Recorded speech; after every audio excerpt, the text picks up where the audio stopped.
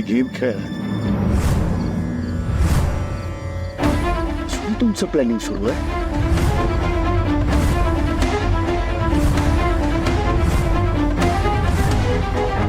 सुरी खोतांविरुद्ध कारस्थान रस्ताय.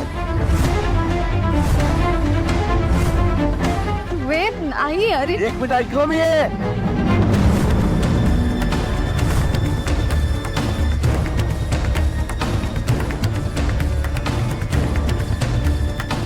तिला टांबू ठेवलं होतास.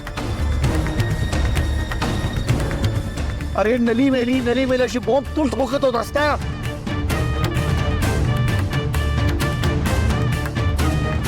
कधी आत्ता तुझ्यावर विश्वास ठेवायला सुरुवात केली तुला मी.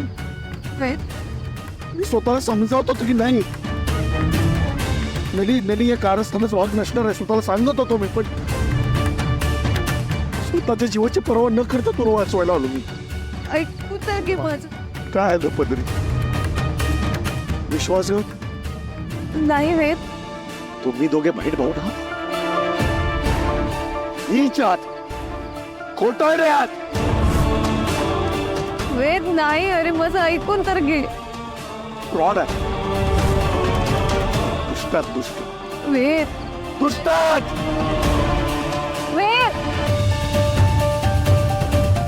वेद तू गैरसमज करून घेतोयस रे. वेद एकदा आमची बाजू तरी ऐकून घे. वेद वेद अरे ऐक ना. वेद वेद थांब.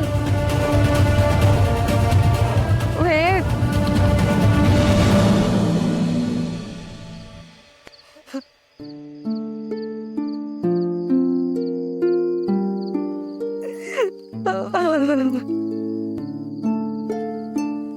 वेदने माझ्या बोलण्याचा चुकीचा अर्थ काढलाय आणि तू तुझ्यावर रागावून निघून गेलाय.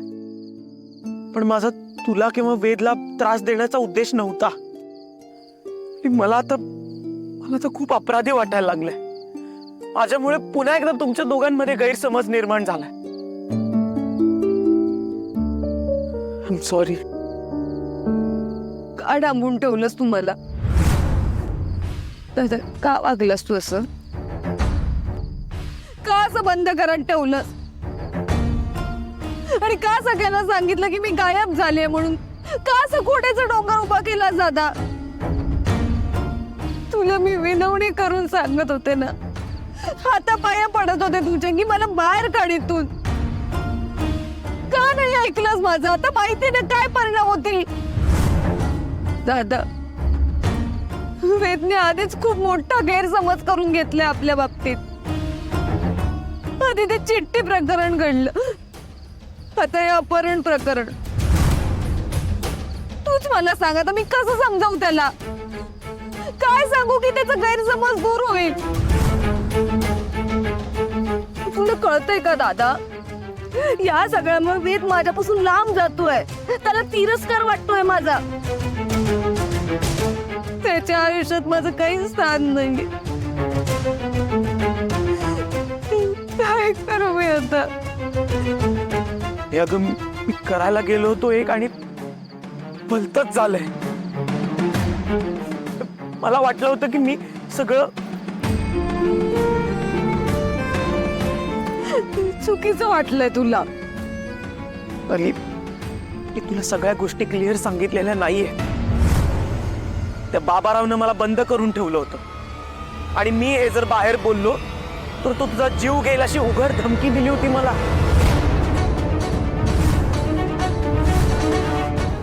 तू बाबाराव खोत हे करूच शकतो. तुझ्याबद्दल वेदच्या मनात खोटं नाटं भरले बाबाराव खोताने. नली मला फक्त तुला बाबाराव खोतांपासून वाचवायचं होतं म्हणून मी हे सगळं केलं. माझा उद्देश एवढाच होता की तुझ्या जीवाला धोका होऊ नये, तुझा जीव जाऊ नये एवढंच वाटत होतं मला. ललित, माझ्या बहिणीसाठी माझं एवढं करणं कर्तव्यच आहे ना. हे सगळं तुझ्या सुखासाठी केलं.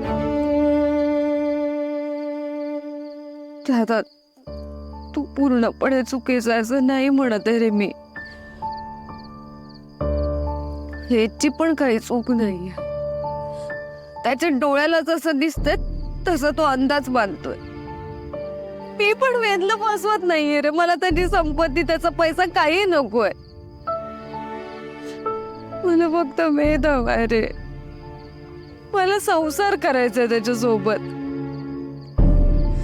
पण आता मी कसं समजावू त्याला? त्याने एवढा मोठा गैरसमज करून घेतला आपल्या बाबतीत. तो मला स्वतःपासून दूर करेल रे दादा, आणि स्वतःला त्रास करून घेईल. तू सांग ना आता, कसं समजावू मी त्याला? काय करू मी आता? दादा सांग ना, काय करू?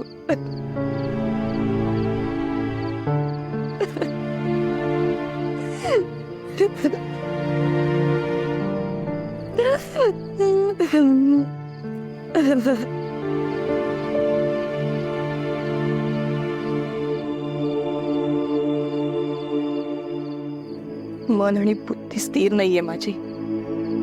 सतत भास होतात. कधीच आजपर्यंत खोटेपणाचा आधार घेतला नव्हता. त्या भित्र्या सशासारखी अवस्था झाली आहे माझी. जरा कुठं खूट झालं की भीती वाटते. नली या जगात नाही असं सगळ्यांना सांगितलंय ना मी. आता कोणी चौकशीला आलं तर? ही ऋषीनं ना खोटं बोलायला लावून सगळी पंचायत करून ठेवली आहे माझी. खोटं बोलणं, लपवणं सगळं अवघड असतंय. मला नाही जमत आहे.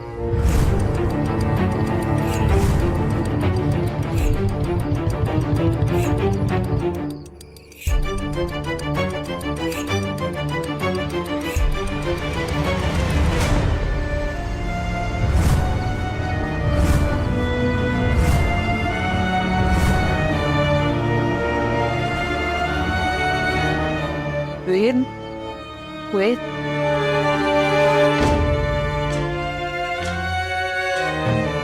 वेद, काय झालं वेद? तू असा रागानं का बघतोस? काकू, मी नेहमी तुमचा आदर केला. कारण प्रत्येक स्त्रीमध्ये एक आई असते आणि तिचा आदर करायला हवा, ही माझी शिकवण आहे. पण आज मला कळालं, काही स्त्रिया त्याला अपवाद असतात. अपवाद म्हणजे? जीव लावणारी, माया करणारी आई. जेव्हा तिचं रूप पालटतं ना, ती धूर्त, कपटी, खोटारडी दिसायला लागते ना, तेव्हा खूप वाईट वाटतं. म्हणजे काय म्हणायचंय तुला? काकू, मी तुम्हाला माझ्या आई सारखंच मानलं, नेहमी तुमचा आदर केला, पण त्या सगळ्यावर सुरुंग लावले तुम्ही. आज तुमची जेब कशी वेचली व सांगताना की भली मिळली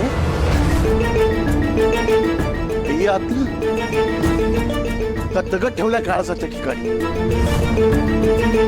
मला कळत नाहीये, एखाद्या आई आपल्याच मुलीच्या मरणाच्या खोट्या बातमीला पाठिंबा कसा देते? नाहीये वेद. वेद, ऐक ना, मला काय सांगायचंय ना ते जरा ऐकून घे. काही सांगण्यासारखं राहिलं नाही हो काकू. माझ्या डोक्याच्या चिंधड्या उडतात हा विचार करून की तुम्ही एक आई असताना आपल्याच मुलीचं मरण चिंतू शकता. नाहीये वेद. एखाद्याला आरोपी ठरवणं, गुन्हेगार समजून त्याला कोर्टात उभं करणं सोपं आहे.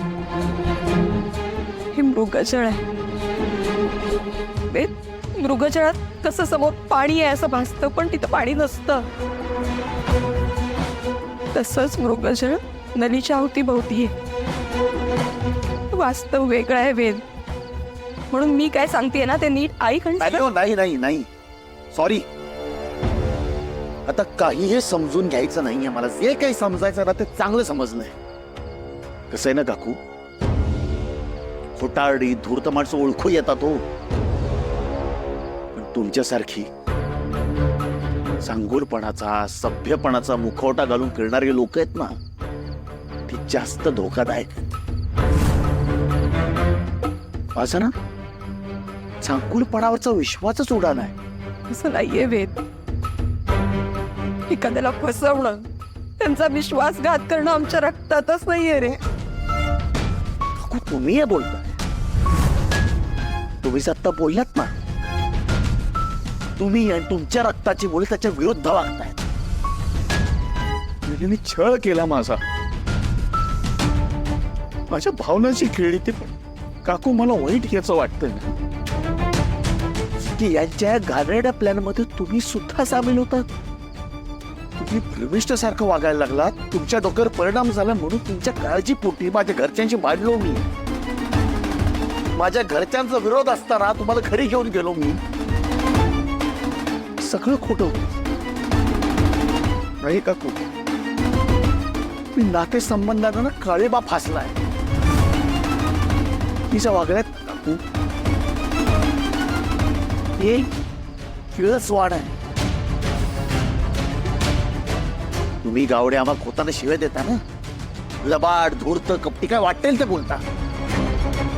पण आज मी तुम्हाला सांगतो, तुम्हाला गावड्यांपेक्षा ना आम्ही खोत काही पटींनी चांगले आहोत.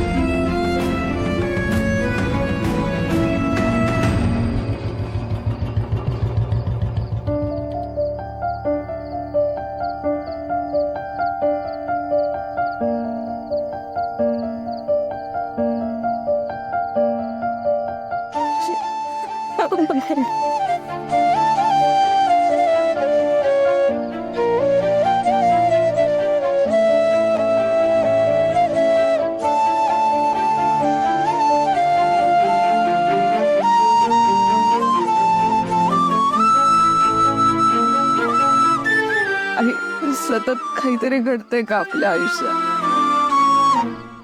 वेदचा राग ना वाढत चाललाय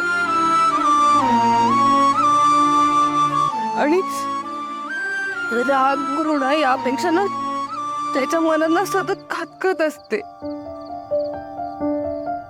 मला भीती वाटते ग, हे असं चालू राहिलं ना तर काय आमची गमवून बसेन ग वेदला.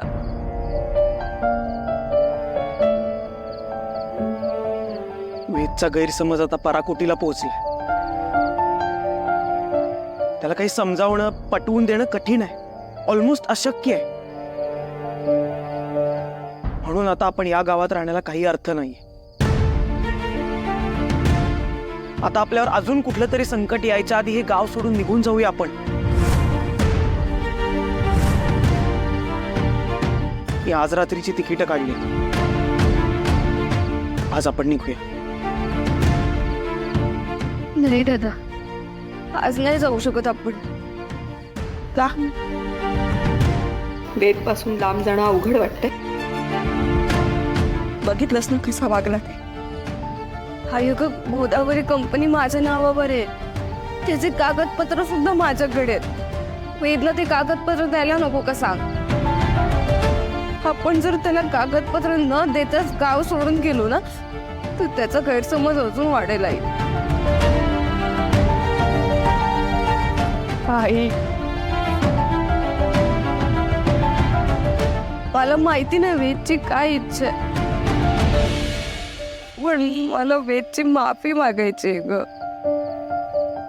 एकदा का आपण ती कागदपत्र त्याच्याकडे दिली ना की मग दादा तू सांगशील तिथे यायला मी तयार आहे.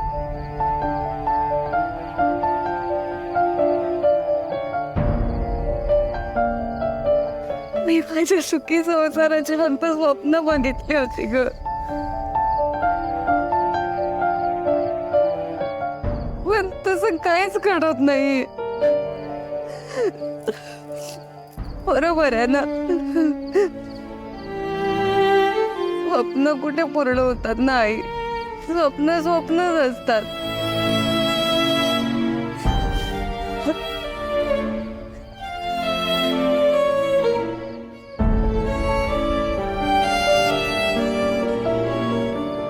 शांत शांत बा.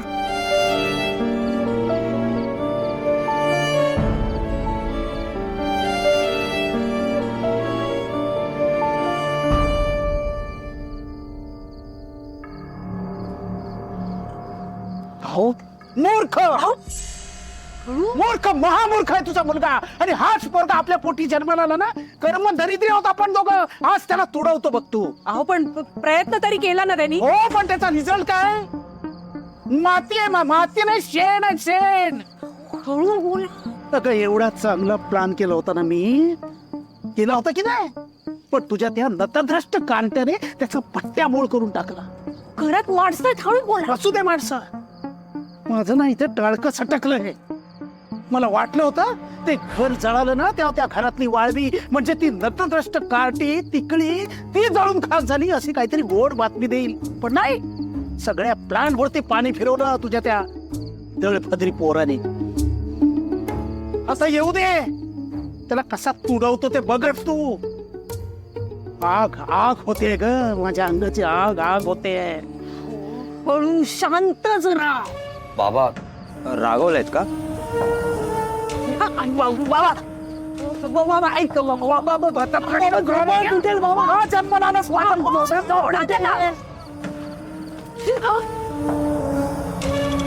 आता बघ कसा ह्याला तुडवतो ते. असे बरे तुडवाल माझ्या पोराला.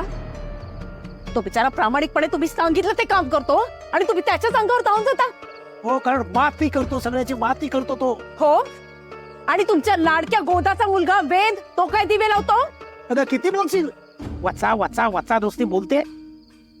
ते तोंड आहे ना, ते चांबड्याचं आहे म्हणून टिकलंय. मातीचं असतं तर फटकन फुटलं असतं. फुटायचं असेल ना तर फुटून जाऊ दे. वेदनी काही केलं तरी त्याचा होतो. त्यांनी सगळ्यांच्या मनाविरुद्ध त्या तिकळीशी लग्न केलं, तिला वाड्यात घेऊन आला. आता तुमच्या डोक्यावर नाचतीये ती तिकळी. त्या वेदवरती हात उचलण्याची हिंमत आहे तुमची, आणि माझ्या पोरावर हात उचलता? काय केलंय त्याने तुमचं? हिंमत असेल ना तर त्या वेदशी बोला. अगं बोलेन ग, बोलेन.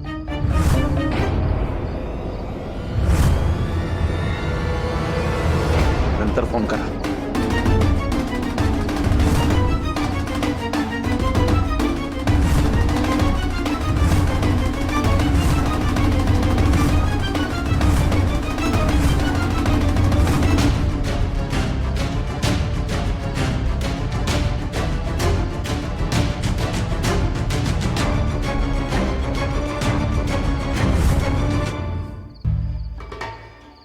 वेद, काय झालं? अशी का अवस्था झाली आहे बाळा तुझी? अरे वेद, तुझे कपडे एवढे खराब का झाले? काय गाडीवरून पडलास वगैरे का? किती शोधत फिरशील बाळा त्या नलिनीला? काही पत्ता लागला का तिचा? काही तिची पण अवस्था बरी आहे का? ती जिवंत तरी आहे की नाही? काहीच नाही, जिवंत आहे.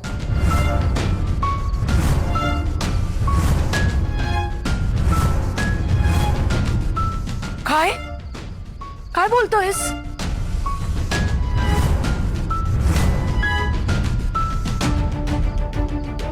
वेद, काय झालं रे? बघा नाही कसं कोड्यात बोलतोय हा. एक दिवस नाही या पोराचा विचार करून मरेन मी. तू नंतर मर, आधी वेद काय म्हणतो ते कळू दे. अहो, नलिनी जिवंत आहे असं म्हणतोय तो.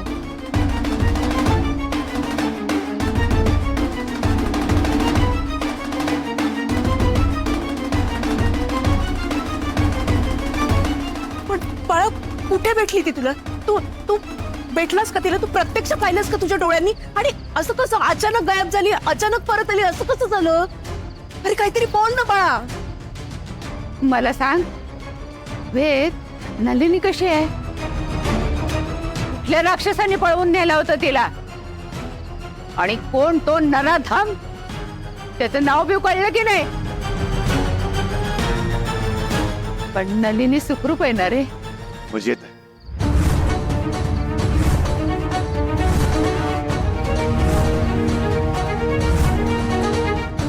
इकडे आपण तिच्या चिंतेत सगळे टेन्शन मध्ये होतो. नली गायब झाली, किडनॅप झाली म्हणून आपल्या सगळ्यांना टेन्शन आलं होतं. आपण चिंतेत होतो. ही मात्र मजेत होती.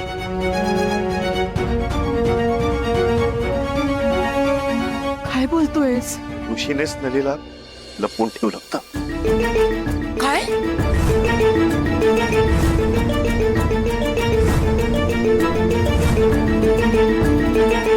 ही जळलेली बॉडी नलीची होती अशी खोटी साक्ष दिली त्याने.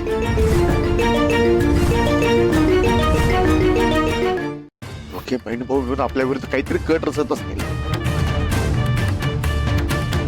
ते घर जळलेलं आहे दाखवून नली सुद्धा जळून मेली असं काहीतरी दाखवायचं असेल त्यांना. आपल्याला अडकवायचं काहीतरी प्लॅन करत असतील. ऋषी नली फ्रॉड आहे, खोटारडे आहेत. नलीवर प्रेम करतो. माझ्या आयुष्यात ही सगळ्यात मोठी चूक होती.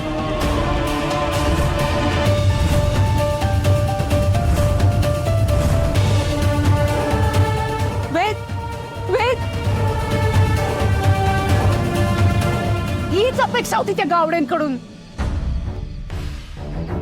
मोठा तोरा मिरवतात आणि वागणं बघा यांचं. स्वतः कटकारस्थानं करायची आणि त्याचं खापर खोतांच्या डोक्यावर फोडायचं. लाज नावाची गोष्ट नाहीये यांना. स्वतःच्या मुलीला दडवून ठेवलं आणि हाळ मात्र आमच्यावर घेतला. पण निर्लज्जपणे सांगतात की नलिनी जळून मेलीये. खोटं बोलण्याला पण काही सीमा असतात की नाही. आणि स्वतःच्या पोटची पोरगी जळून मेली असं म्हणायला जीभ कशी रेटते सरस्वतीची. खोतांची इंडस्ट्री तर गिळून बसलेत, आता आणखी काय हवंय यांना.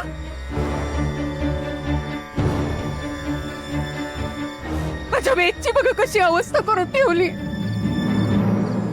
त्या गावड्यांना सांगा पडावा, माझ्या वेदच्या जीवाशी त्याच्या मनाशी खेळणं थांबवा.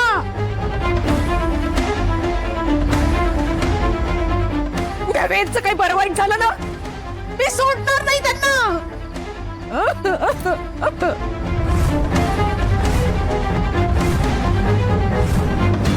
वेद बाळा, काय अवस्था झाली रे तुझी.